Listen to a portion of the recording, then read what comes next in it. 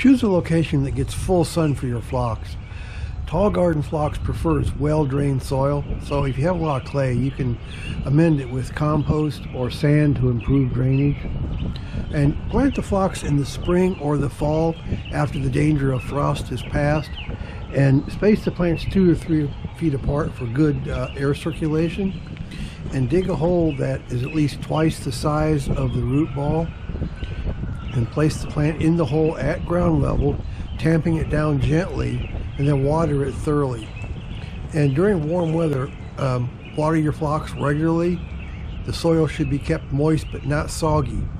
Apply a layer of mulch around your plants to help retain moisture and suppress weeds. And deadhead the spent flowers, which means just to cut them off. So cut off the spent flowers when they're done blooming.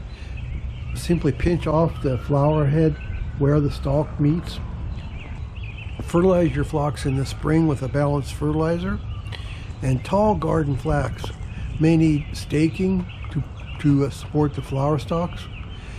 Stake the plants early in the season before the stem gets too heavy.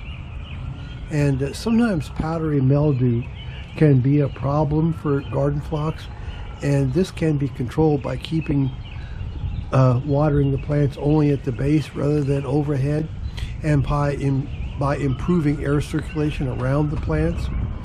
And aphids and leaf hoppers can also infest garden phlox. These pests can be controlled with insecticidal soap, and with proper care, your garden phlox should survive for many years. These beautiful plants will add color and fragrance to your garden from midsummer to fall.